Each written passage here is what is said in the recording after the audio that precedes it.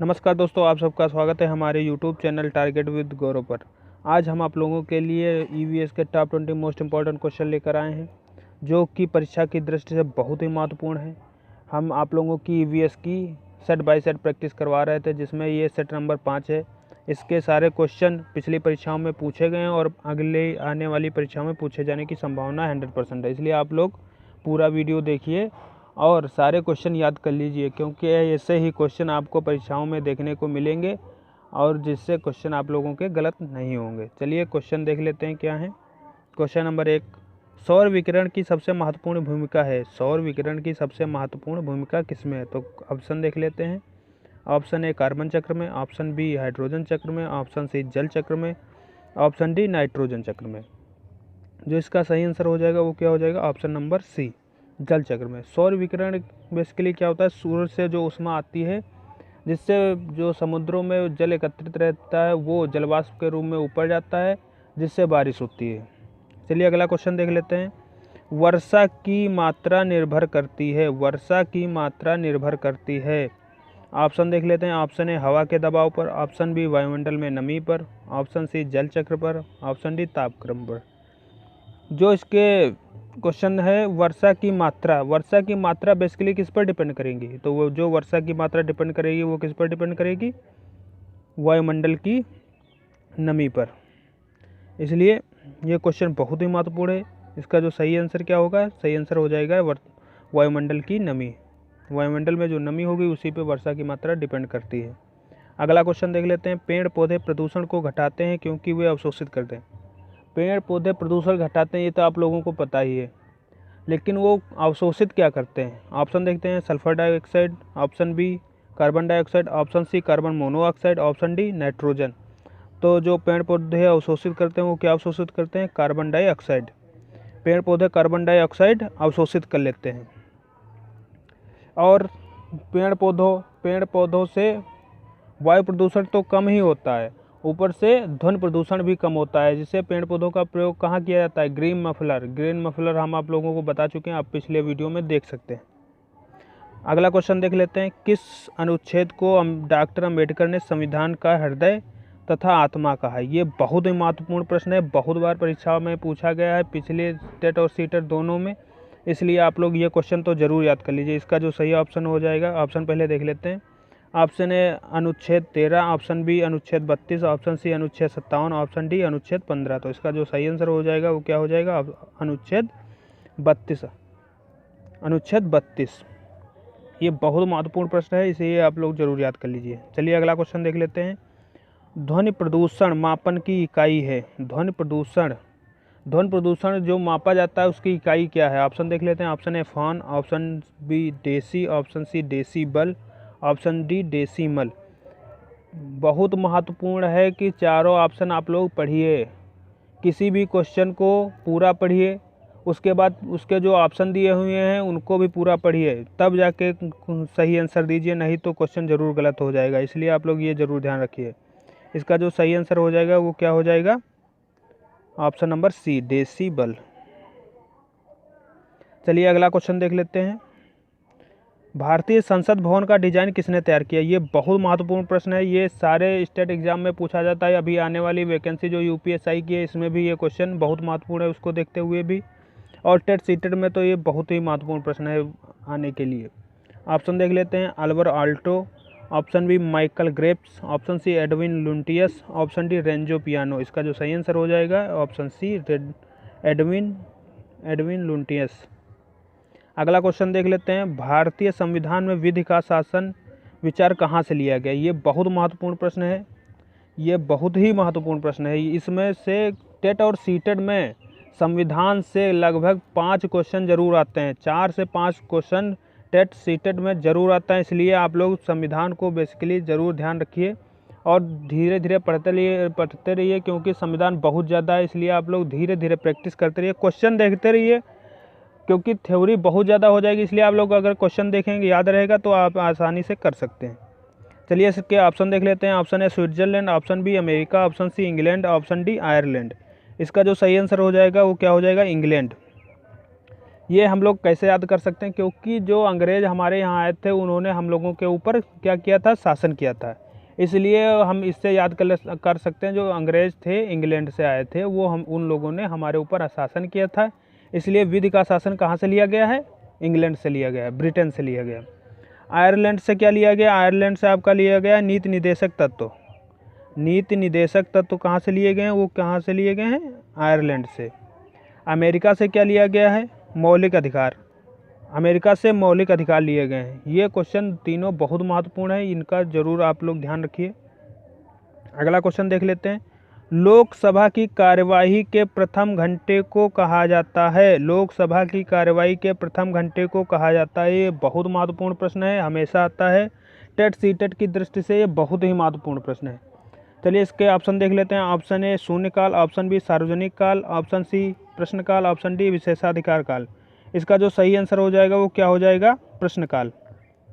इसका सही आंसर क्या हो जाएगा, इसका सही आंसर हो जाएगा प्रश्नकाल। इसका सही आंसर प्रश्नकाल होगा, ये आप लोग ध्यान रखिए। और ऑप्शन ए जो दिया है शून्यकाल, प्रश्नकाल, जब संसद की कार्यवाही शुरू होती है, लोकसभा की कार्यवाही जब शुरू होती है तो सबसे पहले उसमें क्या होता है, प्रश्नकाल। जितने भी उसके सदस्य होते हैं वो एक दूसरे वो सरकार के किए हुए कामों को प्रश्न करते हैं कि सही हुए हैं या गलत हुए हैं। उसके बाद 12 बजे से 1 बजे तक क्या 1 घंटे का क्या होता है, शून्यकाल होता है। 1 घंटे का होता है 12 बजे से 1 बजे तक। 12 बजे से 1 बजे तक का जो समय होता है वो शून्यकाल होता है। चलिए अगला क्वेश्चन देख लेते हैं। निम्नलिखित में से कौन सा मच्छरों से होने या फैलने वाले रोग हैं। निम्नलिखित में से कौन से मच्छरों से फैलने वाले रोग हैं। ये बहुत महत्वपूर्ण प्रश्न है सीटेट का। सीटेट में ये क्वेश्चन 100% आएगा, ये आप लोग ध्यान रखिए। अगली आने वाली परीक्षा में सीटेट में यह क्वेश्चन आपको देखने को ज़रूर मिलेगा। चलिए इसके ऑप्शन देख लेते हैं। ऑप्शन ए हैजा dengue malaria, option B chikungunya malaria मियादी बुखार, option C chikungunya dengue malaria, option D chikungunya हैजा मियादी बुखार। इसका जो सही आंसर हो जाएगा वो क्या हो जाएगा, चिकनगुनिया डेंगू मलेरिया।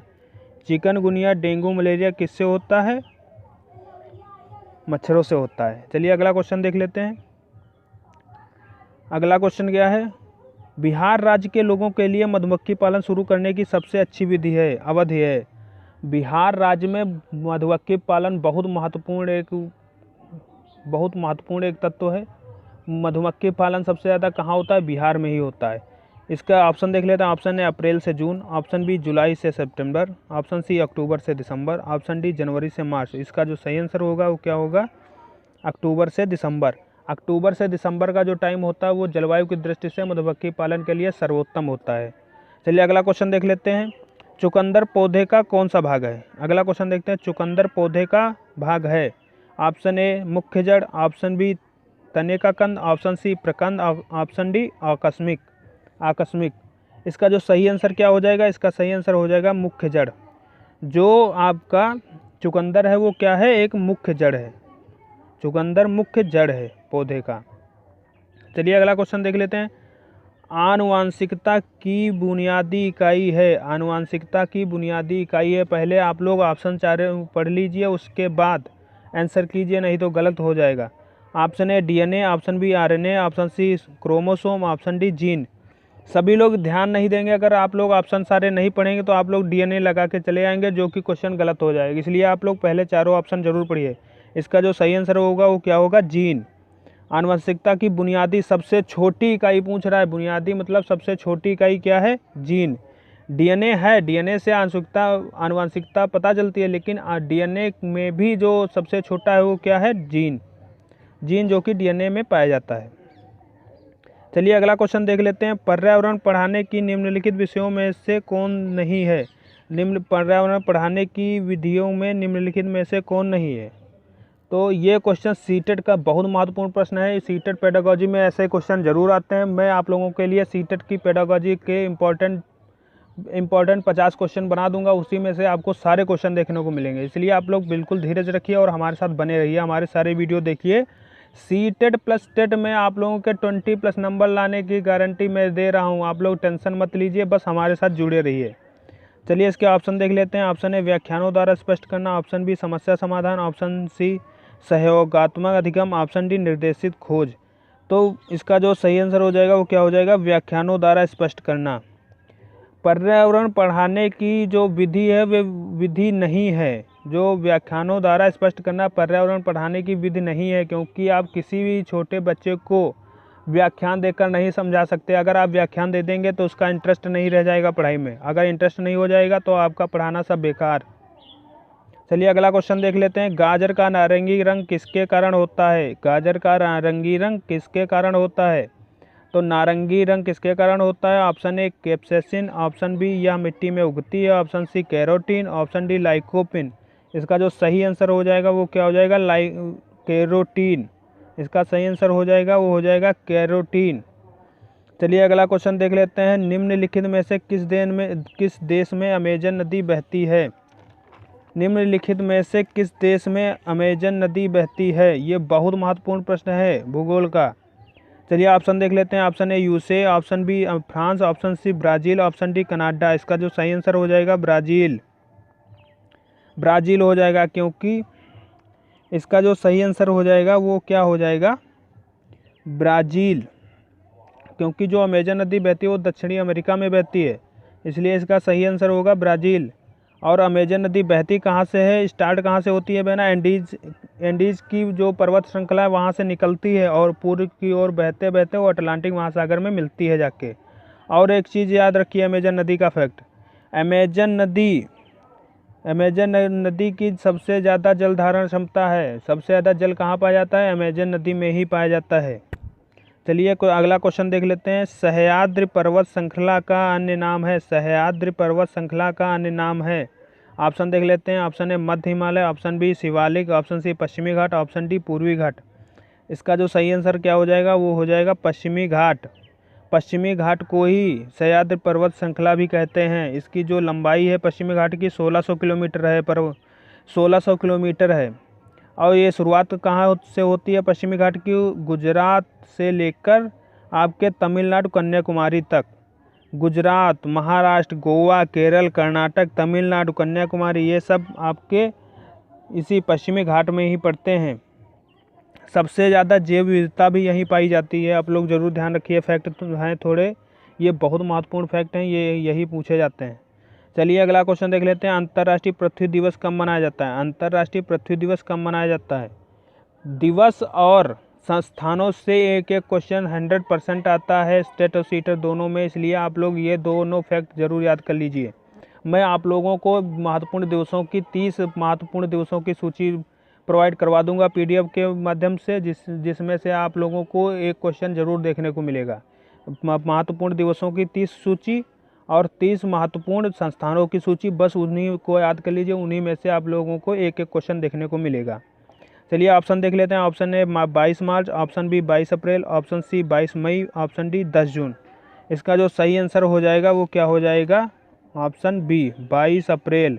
22 अप्रैल इसका सही आंसर हो जाएगा। 22 मार्च को क्या होता है, ऑप्शन सारे देख लेते हैं एक बार। ऑप्शन जो पहला दिया हुआ है 22 मार्च, 22 मार्च को क्या होता है, 22 मार्च को जल दिवस मनाया जाता है। 22 मार्च को विश्व जल दिवस मनाया जाता है। 22 मई को क्या मनाया जाता है, जैव विविधता दिवस। 22 मई को जैव विविधता दिवस।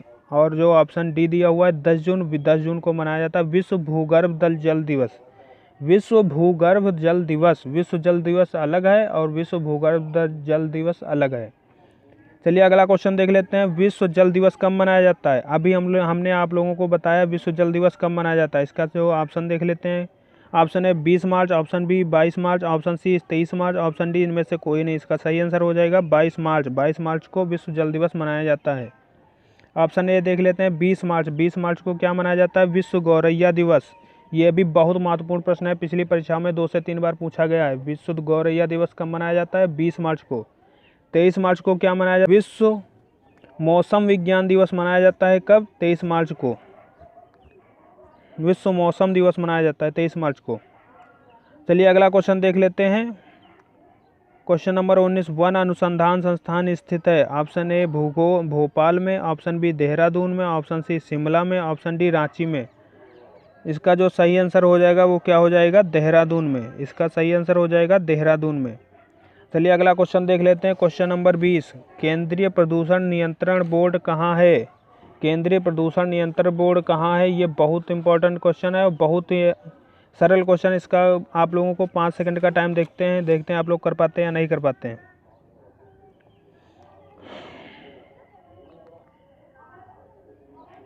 इसका जो सही आंसर हो जाएगा वो हो जाएगा नई दिल्ली। नई दिल्ली इसका सही आंसर हो जाएगा, नई दिल्ली। चलिए, ये 20 बहुत ही महत्वपूर्ण प्रश्न थे जो हमने आप लोगों के साथ डिस्कस करा है। ऐसे ही महत्वपूर्ण प्रश्न हम आप लोगों के साथ लेकर आएंगे और प्रैक्टिस करते रहेंगे। आप लोग बस धीरज रखिए और प्रैक्टिस करते रहिए, क्योंकि समय अब लग बहुत ज़्यादा रहा है लेकिन समय नहीं बचा है सीटेट और टेटेट के लिए। इसलिए आप लोग डेली प्रैक्टिस करते रहिए, और प्रैक्टिस अगर आप लोग करते रहेंगे तो आप लोगों को सारे क्वेश्चन ये याद हो जाएंगे और आप लोग परीक्षा में आसानी से कर सकते हैं। इसलिए आप लोग हमारे साथ बने रहिए। चलिए, आप लोग कमेंट करके ज़रूर बताइए ये वीडियो कैसा लगा। प्लीज़ वीडियो को लाइक कीजिए, शेयर कीजिए और चैनल को सब्सक्राइब कीजिए और बेल आइकन को ज़रूर दबा लीजिए, जिससे हमारी सारी नोटिफिकेशन आप लोगों को मिलती रहे। चलिए, धन्यवाद। जय हिंद, जय भारत।